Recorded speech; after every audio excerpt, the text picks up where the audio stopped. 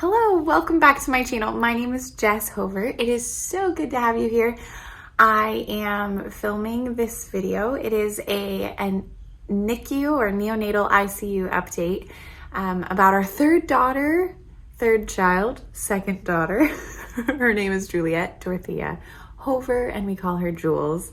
And we did not know her name when she arrived. We did not know her name basically my entire pregnancy or anything. She was a surprise baby, and then she arrived in a surprising way just about 6 weeks early. Technically, it was almost 5 weeks early, but the way that the NICU determines how developed they are, they keep saying she's 6 weeks early, so that's what I'm saying. I am not allowed to film in the NICU, in the NICU. I have filmed tiny clips of her, but technically I'm not supposed to. So I'm filming this update here in this room on the couch, and then I'm gonna just add a bunch of different clips from the last 10 days in here.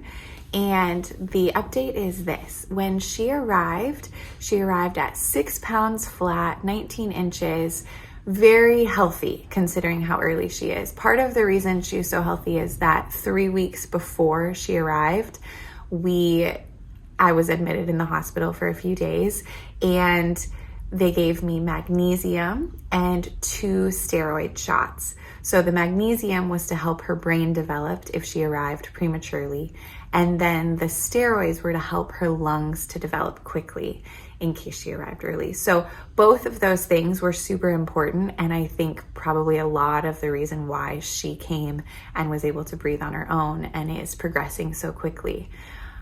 When she first came out, because she was so big, they thought maybe she was actually further along than we thought.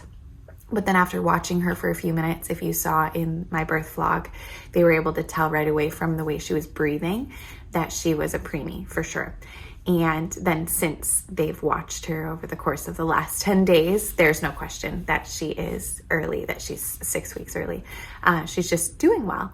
And when she first came out, she was on a feeding tube and had an IV because she wasn't managing her blood sugar properly. I guess that happens with fresh babies that are so young. They're not supposed to have to manage all of those things at one time because they're supposed to be inside of your body, and then you're doing that work for them. And so it takes the brain some time to figure out how to keep the temperature stable, keep blood sugar stable, figure out how to do feedings. All of that takes time. So that's what happened in the very beginning. So if you see footage or photos of her in the beginning, she had an IV and this little like sling. It looked like, Eloise said it looked like she's holding a sponge. This thing under her arm to keep her hand straight so that the IV could stay in there. And then she had a feeding tube. She didn't need oxygen, but she did need a closed like incubator. Thing is, when she first came out, my mind was so frazzled and I was so tired. I kept calling it her aquarium. So she was in an empty aquarium. Nobody corrected me either. I think they're just like, whatever, call it whatever you want. You made her. So she was in an empty aquarium. And then with time, we were able to, well, when she first came out, I did breastfeed her, but mostly it was like a bonding moment, not so much a feeding moment. So she latched, and I mean, she probably got like a tiny bit of milk, but not much. And I pumped in the beginning and I was barely making any milk. And so I think in the first couple days, probably she ate formula. And then over time, as my milk supply increased, she's been taking bottles of breast milk. I did breastfeed her one time in the NICU, and I'm supposed to go back today to try that again with the occupational therapist. They said that because she's so little, she's really sleepy. I mean, if you watch her, she is so cute and tired, and they want her to sleep a lot because most of their healing and developing happens when they're sleeping. The problem is that because she's so sleepy, she's taking a very long time to drink milk, and I guess if she takes too long, she'll end up burning more calories than she needs to be taking in. And so then ultimately that would affect weight gain and development. And so they have been keeping her in to try and work on the speed of her feedings. And then also she's having some breathing kind of irregularities. basically where like while she's eating, she chokes a little bit, or like her heart rate drops and her breathing drops. And we can't tell at this point if it's a digestive issue or if it's something else. And so they've been running other tests to figure that out. Saturday night, so today is Tuesday. Saturday night, we were supposed to go home with her. I was there. I did all the paperwork. They said she was good to go. And right as we were about to leave, I think miraculously, to be honest, I felt like it was totally divine that this happened the way that it did. Her heart rate dropped and the breathing thing happened, and it happened right in front of a nurse who is my favorite nurse that I've worked with. She's been so helpful to me. And then her doctor, they were both present for that. And had it happened even like 10 minutes later, we would have been out of the NICU. And if it happened outside of the NICU, I would have had to call 911 or bring her to the ER or whatever. But the fact that it happened inside of the NICU, then they immediately were like, let's monitor this for a second. Let's watch her. Can you shift the way you hold her? And then it happened again. And so right there, they said, actually, sorry, last minute, we're going to keep her for a couple more days and run some tests and monitor her. So that's where we are now. Every day I prepare that she may come home. And I say it like that because I'm afraid of when she comes home. I also really want her at home. So hear that. I feel like this could easily be taken the wrong way, but I have so much anxiety this time around. Like, I'm sorry. Anyway, I cry a lot these days. Yeah, like my anxiety right now is I'm just very anxious, like over the top. It reminds me of when I first had Eloise. After Wilson, I really didn't feel this. But this time around, I've been like really, really anxious. And I think it's just this feeling of like, I want her home with us because I love her and I want to be near her and I want to take care of her. But I'm also pretty nervous about taking care of her and like her being so delicate and fragile and me not knowing. So sorry. Anyway, just like not knowing exactly how to do this, or like what if something goes wrong. And with COVID, everything is so weird. So like last week, Wilson was really sick right after she was born. He was very sick with a cough and like a lot of snot and congestion and so fussy. And the pediatrician wouldn't see him in person because of COVID. So she did a video appointment with him, and I'm just, that's so weird to me, because how are you going to figure out what's wrong with a kid by looking at him on a screen? So anyway, thankfully Wilson's doing a lot better, but my feeling is just that, gosh, if something went wrong with her, it feels really scary to like know how to get the help that we would need. But I can tell also I just had a baby, so my emotions are like crazy. But I also am doing good. Like, I'm thankful I'm so healthy. I'm thankful she's so healthy. I'm thankful that we have time where Sean's at home and the kids are doing okay. And I'm even thankful that on Saturday, when they were supposed to send her home, Wilson was so sick that day and just not doing good. And then they decided to keep her in longer, and now he's doing a lot better and will probably be healthy by the time she comes home, and that's good. I'm also really anxious that I won't have the capacity to care for all my kids at the same time, and I really want to be good at that and like love them all and take care of them. Wilson's not walking yet. He should walk. He's a brave guy and he's totally capable. But he's not choosing to walk. And so he crawls or stands and tries to jump, or he wants to be held by us. And he's 16 months old today, just because people have asked me that. So he just has no clue what's going on. He has no idea that there's a baby. I showed him pictures of her and I was like, that's your baby sister. And he just shook his head like, no, Mom, I don't think so. So Eloise, on the other hand, is super excited and been a really great helper. Sean's been amazing. So I go visit the baby during the day at some point, and then Sean goes to visit her in the middle of the night at some point. And then we touch base with the NICU team all the time. If she was my first baby, I would be able to spend more time in there, I'm sure. At this point, we just juggle and make sure that she's doing okay. She sleeps a lot, so that's good. Hi. Hi. Yeah, so as of yesterday, they ran this test where they are monitoring airflow. So they put this tube inside her nose and they're tracking how much air is coming in and out to see if she has a problem that is beyond something we can see. If she's normal as far as the amount of airflow going in and out, then they think her issue might have to do with reflux, and then it's a matter of figuring out what we will do about that. And my mom got me the Owlet monitor. So some of you have written me suggesting that we get that. It's a baby monitor sock thing that you put on their foot, and it tracks their heart rate and their breathing, I believe. And my good friend Jenny said that it was life-saving for their daughter. She was a premature baby and had breathing issues, and it alarmed them when something went really wrong. And so yeah, so we have that now. So we'll have that at home when she gets there, and I'm pretty thankful and excited for that. And they could call me anytime and say, go get her, and that will be great and everything will be okay. But I might cry on the way to the hospital. I cry on the way to the hospital almost every time I go to the hospital. I'm just so nervous. But then when I'm with her, I love being with her, and you guys are gonna love her. Everyone's gonna love her. She's so great. I just have a lot of emotions. Okay, so I'm going to show you some clips right now of the last 10 days. I'm not going to include in this video like leaving the hospital. I don't know when that will happen. Even if it happens today, I'm not going to put that in this video. And then I'll make a separate video of the kids meeting their sister whenever that comes. And if you guys have questions about NICU experience or anything that you'd love for me to talk about related to all of this stuff, let me know, because that actually might help lead this conversation that I'm having with you all. But thank you so much for your support and your kindness. Thank you for still shopping our business, the Very Good Mothers Club. We've got the link for that below. Please keep shopping. We appreciate it so much, and it is supporting us, and we're so grateful.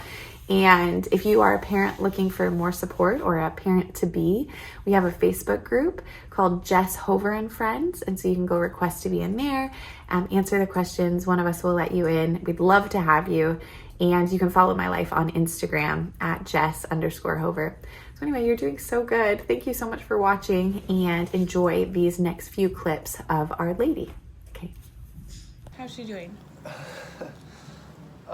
She's so cute. In the little NICU, her blood sugar went down, so it was at 47, and then when they took it again, it was at 33.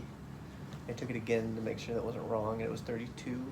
So it's low apparently. Okay. Anyway, so yeah, other than that, she's doing great. She's cute. She likes to be touched. They said, like, don't like pet her, you know, like do like firm touches, because it reminds her like of the womb. You know, so like put your whole hand just like on her leg, or touch her head, or just like, you know, put your, you know, just like hold her basically, instead of like petting her and stuff, you know. Yeah, so it's kind of cool. Nice. Yeah, I like that. I'm starving, so I technically wasn't allowed to eat since after dinner last night, and it's 4:30 today. Secretly, I took some bites of Sean's food along the way, but I hadn't really eaten a meal. So I've already eaten a sandwich, a salad, and an apple, and a bunch of chips and banana chips. And this is my second sandwich. And then Sean's gonna go get food. And I guess when I'm feeling up for it, I'm allowed to go to the NICU. Oh, cool. Yeah, and I'm supposed to pump really cute breast there. milk. The NICU is really cute, and there's other babies. There's other babies. The baby that is next to her. They have friends. The babies aren't close together. They like have a lot of space. It's a very nice room. But the baby that is next to her is so tiny. Oh. Yeah, very cute little Asian-looking baby. Oh, tiny. Yeah, it's just tiny. Oh. Just. I'm gonna go see the tiny baby. Tiny and cozy. That's so sweet. Off you go. Here we go.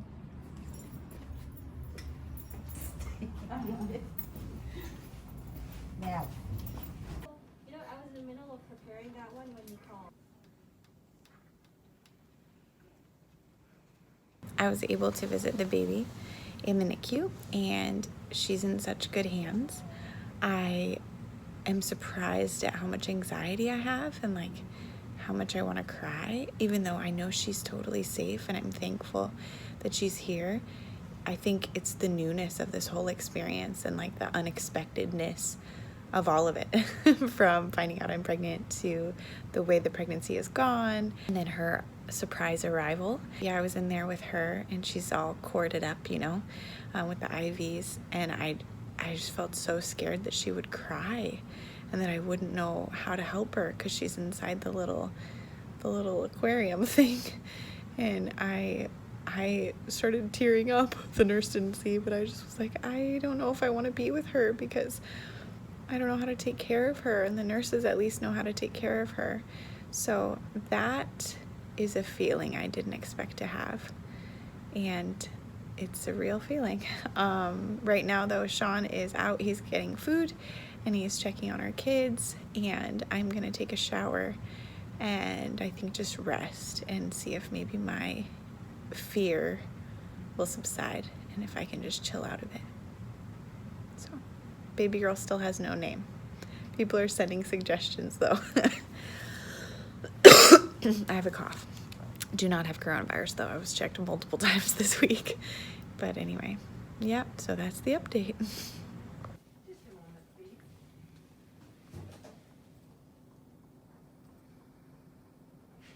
It's 1 in the morning. I just pumped for the first time to bring the baby some milk, and Sean's here again. He went home to take care of the kids. I asked him to bring us back smoothies. So that was cool because he brought us back. I made ribs. He forgot. He forgot the smoothies, but he made ribs. Couple of nice racks of ribs though. It's the next best thing to a smoothie, isn't it? I woke up from sleep and saw on my little table thing a plate full of ribs, barbecue sauce, and salted nuts. And my request was a smoothie or fruit. I just forgot. I completely forgot what you wanted. I couldn't remember. That's So okay. I figured you wanted ribs and Yeah, nuts. clearly. Yeah, no, it's okay. We'll get smoothies in the morning, but I thought it was kind of funny. Like, such a dad move. Anyway, he just went and visited the girlfriend, and she's so cute, and She's obsessed with me. yeah, he's gonna do the bulk of visiting until my anxiety chills out, and so I'm gonna go in the morning. I'm gonna sleep tonight, and then I'm gonna go in the morning and see her. And he said she's doing really good, and she took a bath, and she looks so cute, right? Mm-hmm. She's so cute. Yeah. Hi, sugar.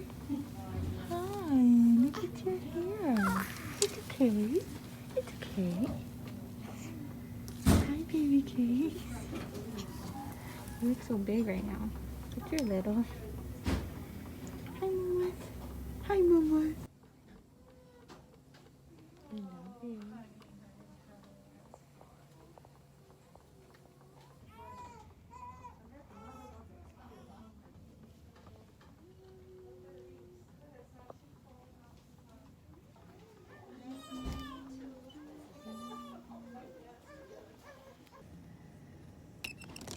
Hi, baby cakes. I love you.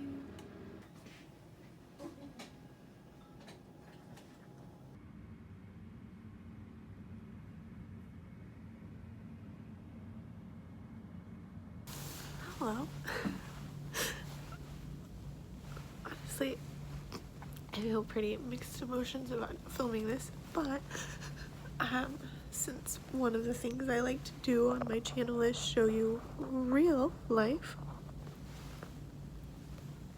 I thought it might be good to show you real life.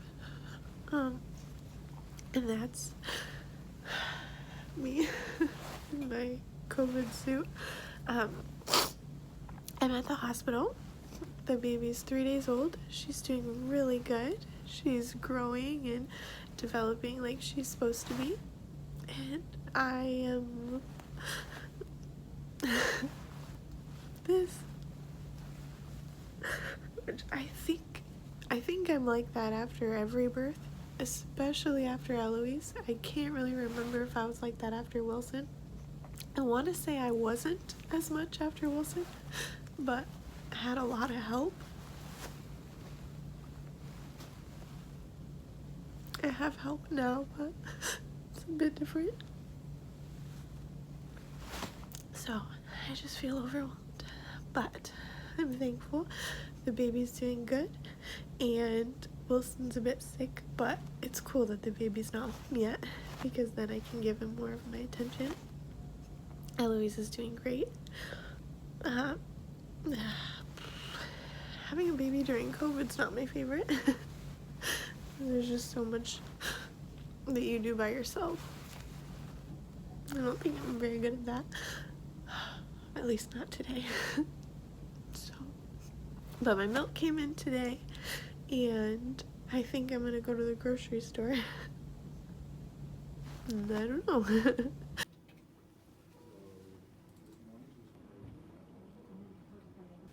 I'm sure she's just like, oh my gosh, this milk is like, Just heavenly.